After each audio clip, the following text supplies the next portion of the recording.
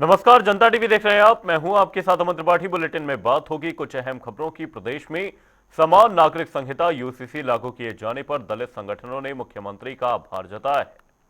और अंबेडकर जयंती के मौके पर हरिद्वार के भेल स्थित केंद्रीय विद्यालय में आयोजित कार्यक्रम में मुख्यमंत्री का आभार व्यक्त किया। वहीं डॉक्टर BR अम्बेडकर महामंच की ओर से आयोजित कार्यक्रम में हजारों की तादाद में लोग मौजूद रहे।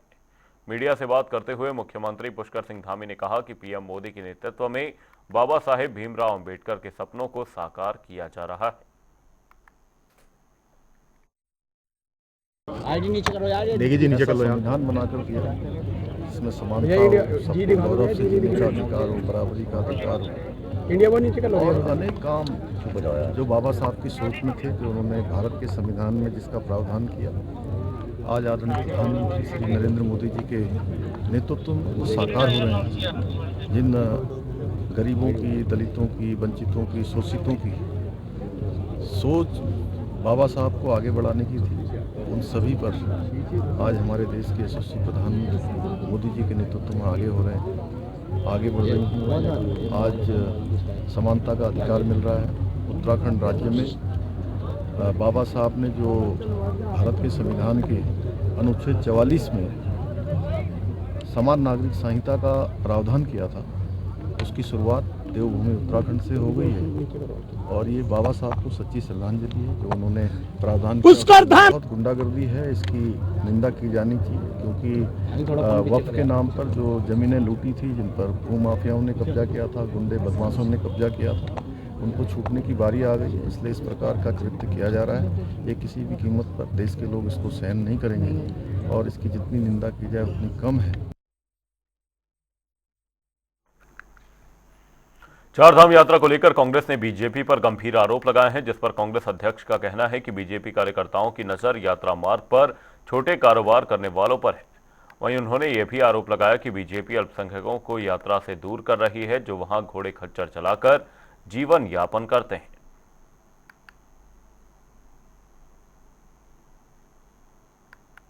सरकार जो कहती है उसका उल्टा करती है, खासकर बीजेपी की सरकार।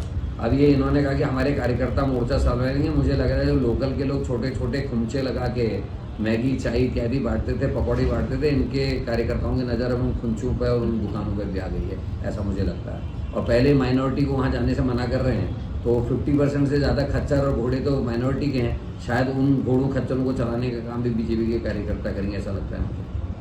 जिस प्रकार का बयान दे रहे हैं वो एक बार फिर ये साबित करता है कि कांग्रेस पार्टी सनातन विरोधी पार्टी है, क्योंकि भारतीय जनता पार्टी के कार्यकर्ता चारों धाम यात्रा में वहां पर लोग तीर्थ यात्रियों की चीजों को देखने जा रहे हैं, तीर्थ यात्रियों को किसी प्रकार की दिक्कत ना आ पाए। तो भारतीय जनता पार्टी की ये जो सोच है कि अपने कार्यकर्ताओं को भी तीर्थ यात्रियों की सेवा में लगाना चाहिए, क्योंकि हमारी उत्तराखंड देवभूमि अतिथि देवो भव के नाम से जानी जाती है और यहाँ पर जो तीर्थ यात्री आ रहे हैं हमारे लिए अतिथि के रूप में आ रहे हैं। तो इस प्रकार की बातें कहकर करण महाराज जी ये जता रहे हैं कि पूरी तरह से कांग्रेस पार्टी सनातन विरोधी पार्टी है, क्योंकि ये सनातन का कार्य करने जा रही है भारतीय जनता पार्टी, जो कि करण महाराज जी से पच नहीं रहा है। और करण महाराज जी ने, जो कांग्रेस के प्रदेश अध्यक्ष है, एक बार फिर यह दर्शाया है कि कांग्रेस पार्टी में मानसिक तरीके से लोगों को बहुत ज्यादा दिक्कतों का सामना करना पड़ रहा है, पूरी तरीके से मानसिक विक्षिप्त पार्टी है, तब इस तरीके का बयान दे रही है। क्योंकि कांग्रेस के पास कार्यकर्ता तो है नहीं, ये 4-5 ही नेता बचे हैं इनके, जो अकेले कांग्रेस कार्यालय में बैठकर डुगडुगी बजाते हैं। तो इस प्रकार से कुछ बातें कह के, कुछ अफवाह उड़ा के, कुछ चीजें कहकर अपना टाइम पास करते हैं और लाइमलाइट में बने रहने के लिए इस तरीके का कुकृत्य करते हैं। तो निश्चित रूप से कहा जा सकता है कि कांग्रेस पार्टी अपना मानसिक संतुलन खो बैठी है। चारधाम यात्रा 2025 की तैयारियां अपने आखिरी चरणों में पहुंच चुकी हैं। राज्य सरकार ने इस बार यात्रा को और अधिक सुव्यवस्थित और श्रद्धालुओं के लिए सुविधाजनक बनाने की दिशा में कई कदम उठाए हैं। वहीं प्रशासन, पर्यटन, धर्मस्व और संस्कृति विभाग पूरी तरह से मुस्तैद है। चारधाम यात्रा इस बार 30 अप्रैल से शुरू हो रही है। वहीं पर्यटन मंत्री सतपाल महाराज ने जानकारी देते हुए कहा कि इस वर्ष भी चारधाम यात्रा पर बड़ी संख्या में श्रद्धालुओं के आने की संभावना है। चारधाम की हमारी तैयारियां काफ़ी पूरी हो चुकी हैं और निश्चित रूप में यमुनोत्री और गंगोत्री धाम के कपाट जो हैं 30 अप्रैल 2025 को खुलने वाले हैं, उसका शुभारंभ हो जाएगा। उसके बाद केदारनाथ धाम को 2 मई और बद्रीनाथ धाम को 4 मई और हेमकुंड साहब के कपाट 25 मई को 2025 को श्रद्धालुओं के लिए, दर्शनार्थी उनके लिए खोले जाएंगे। इसके साथ साथ हम लोगों ने जो है चार धाम यात्रा के अंदर सब चीज़ों को देखते हुए पूरी तरीके से लगभग 12 करोड़ 75 लाख की धनराशि अवमुक्त की है, जिसमें ये सब राशि जो है ये जिलाधिकारी पौड़ी को बांटी जाएगी, रुद्रप्रयाग को बांटी जाएगी, उत्तरकाशी को बांटी जाएगी और ये सभी जो रास्ते में जो पड़ते हैं उनको बांटी जाएगी।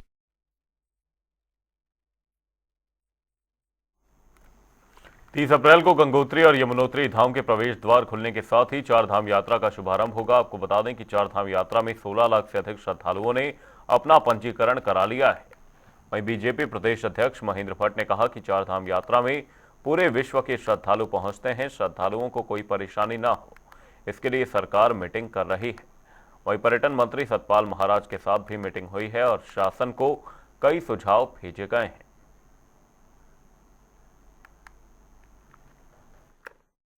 चारधाम यात्रा के संदर्भ में जहां सरकारी दृष्टिकोण से समीक्षा होती है, मुख्यमंत्री लगातार सब प्रकार का उसका व्यवस्था बनाए रखने के लिए हर प्रकार का विभाग को निर्देशित कर रहे हैं। लेकिन संगठन की दृष्टि से भी हम लोग आज बैठे थे, पर्यटन मंत्री के साथ हम लोग प्रमुख कार्यकर्ता हम लोग बैठे हैं और आज हमने अपने सुझाव भी सरकार को दिए हैं और यात्रा निर्विघ्न हो, व्यवस्थित हो, उसके लिए क्या क्या आवश्यक है उसकी हम लोग को चर्चा की है। मुख्य रूप से यात्रा के वैकल्पिक मार्ग सुनिश्चित कर दिए जाए, उन पर जहाँ जहाँ वैकल्पिक मार्ग बने उसकी सूचना ठीक प्रकार से हो। हर राज्य में जहाँ से यात्री आ रहे हैं उनको उनकी भाषा में, जहाँ हम लोग बहुत प्रकार की गाइडलाइन की जानकारी दे रहे हैं, वही साथ साथ हमारे उत्तराखंड के यात्रा चार धाम यात्रा में और कितने धार्मिक स्थल है उसकी भी जानकारी वहां तक पहुंचे। जो यात्री आए वो केवल 10-11 दिन के लिए ना आए, बल्कि 15 से 20 दिन तक वो उत्तराखंड की सुंदर वादियों में।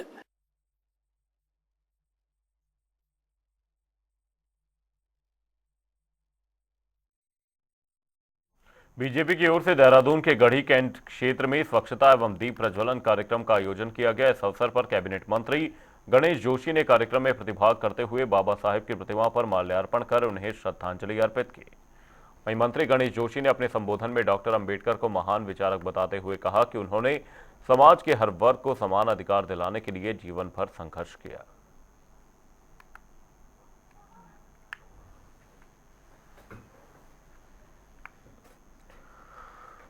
भारतीय जनता पार्टी ने हमेशा संविधान के तहत काम किया है। कल भारत के संविधान के निर्माता डॉक्टर भीमराव अम्बेडकर जी की जयंती है और भारतीय जनता पार्टी बड़े धूमधाम से इसे पूरे देश में मना रही है। आज पूरे देश के अंदर जहाँ जहाँ भी उनके स्टैचू मूर्तियाँ हैं उनकी सफाई व दीप प्रज्वलित करने का कार्यक्रम पार्टी ने रखा है। कल उनको सजाने और माल्यार्पण अनुष्ठान रखने का भारतीय जनता पार्टी कर रही है। पर कांग्रेस में भारतीय जनता पार्टी में ये अंतर है, जिस बाबा साहब का नाम लेकर कांग्रेस ने 60 साल राज्य किया, उसने बाबा साहब के सम्मान की जनता की तो देश के प्रधानमंत्री मोदी जी ने की। आज राष्ट्रीय स्मारक जो आपके नाम पर बना है उसका लोकार्पण 2018 में मोदी जी ने किया। देश भर में बढ़ती महंगाई के विरोध में उत्तराखंड कांग्रेस के कार्यकर्ताओं ने प्रदेश भर में प्रदर्शन किया। ये प्रदर्शन उत्तराखंड महानगर कांग्रेस के अध्यक्ष जसविंदर सिंह गोगी की अगुवाई में किया गया। कांग्रेस का कहना है कि देश में महंगाई इतनी तेजी से बढ़ रही है, इसके साथ ही कई विषय हैं जिन पर सरकार नाकामयाब साबित हुई है।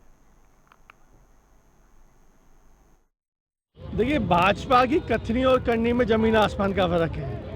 जहां एक तरफ ये बोल रहे थे डबल इंजन की सरकार लोगों को राहत देगी, उसका उल्टा होते हुए आज दिख रहा है। इन्होंने बिजली के रेट भी बढ़ा दिए हैं, पेट्रोल के रेट बढ़ा दिए हैं, गैस के रेट बढ़ा दिए हैं। एक आम आदमी की कमर तोड़ने का काम किया है, जिसके खिलाफ आज प्रदेश अध्यक्ष करण मेहरा जी के आदेश पे आज पूरे महानगर कांग्रेस कमेटी ने पुतला दहन किया है इस भाजपा सरकार का।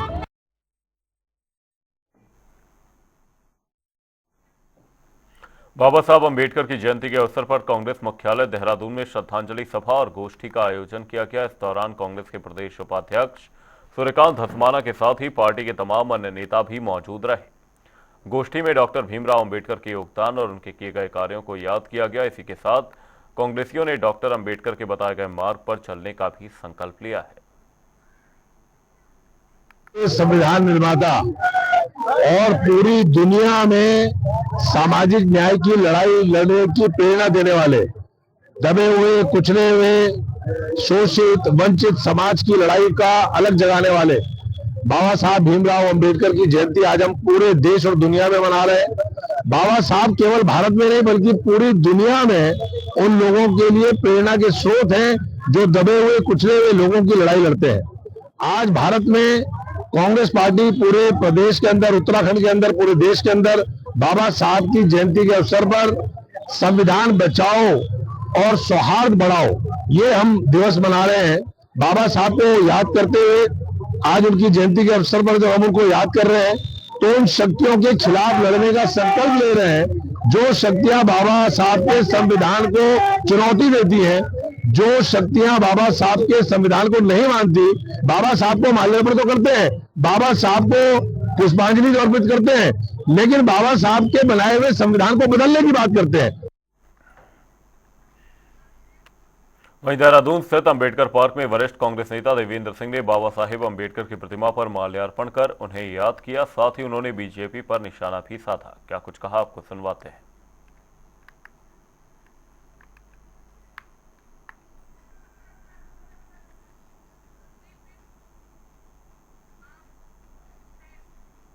उत्तराखंड वक्फ बोर्ड के अध्यक्ष शादाब शम्स से हमारे संवाददाता यशराज आनंद ने खास बातचीत की। इस दौरान क्या कुछ कहा, आपको सुनवाते हैं।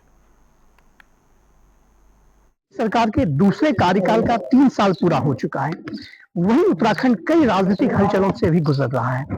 हम इस वक्त बात करने के लिए मौजूद हैं उत्तराखंड वक्फ बोर्ड के अध्यक्ष शादाब शम्स से। आइए जानते हैं सर, धामी सरकार का 3 साल पूरा हो गया, राज्य में अनेकों विकास का काम हुआ है। इन विकास में आप मुसलमानों को, मुस्लिमों को कहाँ पर देखते हैं? 3 साल धामी सरकार के बहुत शानदार 3 साल थे और मुसलमानों को अलग से देखने की जरूरत नहीं है। जब उत्तराखंड की प्रति व्यक्ति आय बढ़ती है तो समझ लीजिए मुसलमान की भी बढ़ रही है। अगर देश प्रदेश के अंदर अच्छा इंफ्रास्ट्रक्चर बन रहा है तो उस रोड के ऊपर तो सभी चल रहे हैं, हिंदू भी चल रहा है, मुसलमान भी चल रहा है। ये जो चश्मा कांग्रेस ने लगा दिया कि मुसलमानों के लिए क्या किया, ये चश्मा गलत है। जब लाइट आती है, 24 घंटे लाइट आती है तो हर समाज को उसका फायदा मिलता है। जब पीने का अच्छा पानी आता है तो हर समाज उस पानी को पीता है। ये जो चश्मा लगा दिया है कि हिंदुओं के लिए क्या किया और मुसलमानों के लिए क्या किया, यही नफरतों का बीज बोला। ये कांग्रेस की मानसिकता है। मुझे लगता है इन सवालों से परहेज करना चाहिए। ये कांग्रेसी सवाल हैं, हिंदुओं के लिए क्या किया और मुसलमानों के लिए क्या किया, शमशान के लिए क्या किया और कब्रिस्तान के लिए क्या किया, ये कांग्रेस के सवाल है। इन सवालों से हमें बचना चाहिए। आप वक्फ बोर्ड के भी अध्यक्ष हैं, आप वहीं तो काम ऐसा कर रहे हैं। क्या आपको लग रहा है जिस प्रकार से कांग्रेस वक्फ बोर्ड पर सवालिया निशान खड़े कर रही है, भाजपा जो काम कर रही है उस पर सवालिया निशान खड़े कर रही है, आप कहाँ पर देख रहे हैं? कांग्रेस अगर वक्फ बोर्ड पे सवालिया निशान खड़ा कर रही है तो मैं बधाई देता हूँ कांग्रेस, क्योंकि कांग्रेस आज तक 75 सालों में वक्फ बोर्ड कांग्रेस के पास ही रहा, उनके मित्रों के पास रहा। भारतीय जनता की पार्टी के पास कभी वक्फ बोर्ड रहा ही नहीं। पहली बार वक्फ बोर्ड भारतीय जनता पार्टी के पास आ रहा है। अगर कांग्रेस सवाल करी है तो कांग्रेस अपनी राजनीति के ऊपर, अपनी सत्ता के ऊपर सवाल खड़ी करी है। मैं तो बधाई दूंगा कांग्रेस के नेताओं को और कह दीजिए उन नेताओं से जो वक्फ बोर्ड के ऊपर हमायती बन के दिखा रहे हैं वक्फ बोर्ड का, कि चलिए शादाब शम्स कह रहे हैं कि सबकी सीबीआई जांच होनी चाहिए। देश की आजादी से लेकर आज तक जितने वक्फ बोर्ड बने और इंक्लूडिंग 2 साल का कार्यकाल मेरा भी हो गया, सबकी सीबीआई जांच कराए। कहलवा दीजिए उनसे कि वो सहमति दें अपनी कि हाँ हमारी सबकी सीबीआई जांच होनी चाहिए। पता चल जाएगा, लोग पूछेंगे कि कौन है अकबर अहमद डंपी संजय गांधी के साथी कांग्रेस के बड़े नेता जो 200 बीघा में रिसोर्ट बना के बैठे हैं रामगढ़ नैनीताल में। लोग पूछेंगे तो कांग्रेस के सांसद शहीदुज्जमा जो मुजफ्फरनगर के सांसद थे वो कैसे इतना बड़ा बंगला क्लियर के अंदर लेके बैठे, इस सवाल खड़े हो जाएंगे। कांग्रेस से सोच समझ के कांग्रेस सवाल पूछे तो बड़े घेरे में आ जाएगी। वक्फ बोर्ड को हटाने की बात हो रही है, उस पर भी विवाद चल रहा है। क्या लग रहा है, वक्फ बोर्ड उसको समाप्त कर दिया जाएगा या क्या परिवर्तन होगा? कौन कह रहा है वक्फ बोर्ड को हटाने की? मैं बार बार आपको बोल रहा हूँ, ये कांग्रेस की भाषा मत बोलिए आप। वक्फ बोर्ड अमेंडमेंट एक्ट, वक्फ बोर्ड संशोधन अधिनियम आ रहा है। संशोधन बिल आ रहा है, उसके अंदर संशोधन किए जा रहे हैं कि सही को सही कैसे किया जाए, गलत को गलत कैसे कहा जाए। सिर्फ ये कहने से कि वक्फ एक्ट बहुत अच्छा था, अगर अच्छा था तो बताओ मुसलमानों को इसका फायदा क्या मिला। एक गरीब मुसलमान जो आज आपके चैनल को देखता है, उसे पूछे कि क्या उसको कोई वक्फ की तरफ से कोई लाभ मिला, तो पता चलेगा नहीं। वक्फ गरीबों के लिए होता है, गरीबों को वक्फ का कोई लाभ नहीं मिला। हाँ, अमीरों को जरूर मिला है।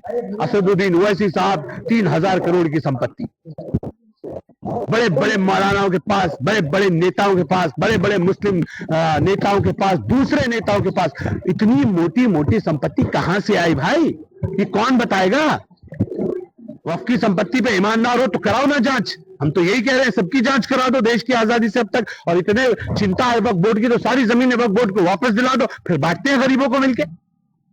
मदरसे पर जो अवैध मदरसे पर जो कार्रवाई हो रही है, लगातार कांग्रेस आरोप लगा रही है कि जब अब मदरसे को हटा दिया जाएगा तो बच्चे पढ़ने भी कहाँ जाएंगे। लगातार कार्रवाई हो रही थी, अब मदरसों पर, मज़ारों पर भी कार्रवाई हुई। क्या आपको लग रहा है कि किसी एक कौम को यहाँ पर देखा जा रहा है? अब आपने सवाल सही पूछा, आपने पूछा अवैध मदरसे। अगर आप पूछते मदरसों पर कार्रवाई हो रही है तो मैं फिर कहता है कांग्रेसी सवाल है। अवैध मदरसों पर कार्रवाई तो जो वैध है वो तो ठीक है, अब अवैध पे तो कार्रवाई होनी चाहिए, नहीं होनी चाहिए क्या? अगर कोई अवैध मदरसा है भाई, कोई ना कोई क्राइटेरिया तो बनेगा ना। मदरसे कितने होने चाहिए? क्या एक गली में 4-4, 5-5 मदरसे खुलवा दे क्या? उसकी बच्चों की एजुकेशन का पैटर्न क्या होना चाहिए? जो आके मदरसा खोल रहा है उसका रजिस्ट्रेशन होना चाहिए कि नहीं होना चाहिए? वो अपने यहाँ रजिस्ट्रेशन में क्या पढ़ाएगा, ये चीज तय होनी चाहिए कि नहीं होनी चाहिए? ये सब चीज तय होनी चाहिए ना। अगर गलत को रोकने का काम मेरे मुख्यमंत्री कर रहे हैं तो गलत नहीं है। हमारी मंशा पे सवाल मत उठाइए। और उनके बच्चों की चिंता हम कर रहे हैं, इसलिए हमने मॉडर्न मदरसा बना दिया। हमने कहा कि मदरसा एक अरबी का शब्द है जिसका हिंदी अनुवाद विद्यालय होता है, इंग्लिश में स्कूल कहते हैं। तो मेरे बच्चे, जो उत्तराखंड के बाकी बच्चे जो पढ़ रहे हैं उत्तराखंड का सिलेबस, उत्तराखंड शिक्षा परिषद को, तो मेरे बच्चे वो क्यों ना पढ़े? उसके साथ साथ मेरे बच्चे कुरान पढ़ें, और हाफिज कुरान के साथ साथ वो डॉक्टर, इंजीनियर, फिलोसफर सब बने। वो देश को समझे, अपनी संस्कृति को समझे। ये थोड़ी चलेगा कि केवल आपको उर्दू और अरबी पढ़नी है, इसके अलावा आपको पढ़ने नहीं देंगे। अब इसके अलावा अगर आप रोकेंगे तो आप गलत कर रहे हैं। ये तो गलत ट्रैक नहीं है। हमारा मानना है चीजों को सही करने की ईमानदार कोशिश की जा रही है। लोग इसमें अगर नफरतें ढूंढते हो तो उनकी मर्जी। अंतिम प्रश्न मेरा, जिस प्रकार से आप मदरसों में भी बात कर रहे हैं कि नई शिक्षा नीति लागू करेगी, किन किन विषयों को पढ़ाया जाएगा और कब से ये लागू हो जाएगी? उत्तराखंड बोर्ड में जो जो सब्जेक्ट्स पढ़ाए जाते हैं, Hindi, English, math, science, physics, chemistry, bio, सब पढ़ाएंगे। संस्कृत पढ़ाएंगे, अपने बच्चों को बेहतर इंसान बनाएंगे। उसके पास डिग्री होगी, उसकी डिग्री की वैल्यू होगी। हम किसी के बुरे में नहीं हैं। जब लोहार लोहे को पीटता है, आग में तपाता है, तो उसकी मंशा उस लोहे से दुश्मनी निकालने की नहीं होती। वो उसे शेप देना चाहता है, उसके उज्जवल भविष्य चाहता है, कल लोग उसका सम्मान करें। वो कुदाल बने, वो गेती बने, वो फावड़ा बने, वो लोगों के काम आए, समाज के काम आए। वो सोच के साथ हम आगे बढ़ रहे हैं। हमारी नियत किसी धर्म को, किसी धर्म विशेष को टारगेट करने की नहीं है। मैं खुद मुसलमान हूं, तो क्या मैं ये चाहूंगा कि कोई मुसलमानों के मदरसों को नुकसान पहुंचाए? क्या कोई मुस्लिम मज़ारों पे नुकसान पहुंचाए? क्या कोई मुस्लिम मस्जिदों पे नुकसान पहुंचे? मैं भी नहीं चाहूंगा। लेकिन अगर कहीं गलत हो रहा है तो उस गलत को तो हम सब लोगों को मिलकर सही करना पड़ेगा ना। उसमें बुराई नहीं है। हम लोगों को जहां कमियां हैं, अगर कोई आपके मकान को सील करता है कोई डिपार्टमेंट, जो कंस्ट्रक्शन डिपार्टमेंट है, निर्माण निगम है, तो उसका तरीका क्या होता है? आप अपने कंस्ट्रक्शन को सही कर दीजिए, वो सील हट जाती है। बच्चों को बेहतर भविष्य मिले, उनको बेहतर एजुकेशन मिले, यही कोशिश उत्तराखंड की तरफ से की जा रही है। हम किसी समुदाय विशेष के खिलाफ नहीं है, वो हमारे बच्चे हैं। क्या सर खाली मुसलमानों का ठेका ओवैसी साहब ने ले रखा है? जमीयतुल उलमा हिंद ने ले रखा है? हमारी जिम्मेदारी नहीं है। हम मुसलमान नहीं है, हम भी मुसलमान हैं, अल्हम्दुलिल्लाह मजबूत मुसलमान है। लेकिन हम चाहते हैं हम भारतीय मुसलमान हैं, भारतीयता के साथ मेरा बच्चा मुसलमान रहे। वो हाफिज कुरान के साथ साथ देश के ऊपर मरने वाला missile man APJ Abdul Kalam के रास्ते पे जिए, उनके रास्ते पे मर जाए, देश के लिए जिए, देश के लिए मरे, तो वैसा मुसलमान हम चाहते हैं। मुख्यमंत्री धामी की ओर से दिए गए निर्देशों के क्रम में हल्द्वानी नगर के अंतर्गत गौजा जाली में बिना पंजीकृत अवैध रूप से चल रहे मदरसों पर जिला प्रशासन की ओर से कार्रवाई करते हुए अब तक 18 मदरसों को सील किया गया है। अपर जिलाधिकारी नैनीताल के नेतृत्व में प्रशासन की टीम ने अवैध रूप से चल रहे मदरसों को सील किया। इसी को लेकर हमारे संवाददाता संजय प्रसाद ने नैनीताल के एडीएम विवेक राय से खास बातचीत की। क्या कुछ है इस बातचीत में, वो सुनिए। उत्तराखंड में अवैध मदरसों पर कार्रवाई का दौर जारी है और इसी क्रम में नैनीताल में भी तमाम जो मदरसे हैं उन पे कार्रवाई की गई। हल्द्वानी में एडीएम नैनीताल विवेक रॉय द्वारा अवैध मदरसों पर कार्रवाई की गई, जो कुल संख्या 18 थी, उन 18 मदरसों पर कार्रवाई करते हुए एसडीएम विवेक रॉय के नेतृत्व में टीम ने तमाम जांच पड़ताल के बाद उन मदरसों को सील कर दिया है। किस तरीके की ये कार्रवाई रही और किस तरीके से आगे कार्रवाई होनी है, इसको जानने के लिए हमारे साथ हैं एडीएम नैनीताल विवेक रॉय। सर, स्वागत है आपका। व्यापक रूप से सर्वे करके शासन के निर्देश के क्रम में, जिलाधिकारी महोदय के आदेश के क्रम में हमारे अधिकारियों की team, SDM, CEO, probation officer, इन लोगों की टीम ने, खंड शिक्षा अधिकारी भी थे उसमें, व्यापक रूप से भ्रमण करके ये देखा गया कि कौन से मदरसे वैधता के दायरे में हैं, कौन अवैध हैं। जिनको अवैध पाया गया उसमें व्यापक रूप से एक टीम बना करके मौके पे जा करके उनको सील किया गया है, जिससे कि यह अवैध गतिविधियां संचालित न हो सकें। आगे भी आपके चैनल के माध्यम से मैं बताना चाहूँगा कि कोई भी अवैध गतिविधि जो है वो बर्दाश्त नहीं की जाएगी, उस पर कार्रवाई की जाएगी, नियम संगत कार्रवाई की जाएगी। हमारा रामनगर में भी कार्रवाई हम आगे करेंगे, उसको भी आपके संज्ञान में लाएंगे। जी बिल्कुल। सर, ये जो अवैध मदरसे हैं, इनको कब से संचालित किया जा रहा था, कितना समय हो गया था, इसके बारे में क्या कुछ जानकारी अभी प्रशासन के पास है? जो हमारी टीम ने सर्वे किया उसमें कई चीज़ें निकल के आई हैं। कोई अभी कर रहा था, कोई जो है लंबे समय से कार्य करना बंद कर दिया था, किसी का कहना है कि हम यहाँ पे स्कूल चलाना चाहते हैं, किसी का कहना है कि हम मान्यता लेने की प्रक्रिया शीघ्र प्रारंभ करेंगे, कोई कह रहा है हम प्रक्रियाधीन थे। लेकिन जिनमें हमने सीलिंग की कार्रवाई किया है वो वैध पेपर दिखा नहीं पाए। चलिए, बहुत बहुत धन्यवाद सर।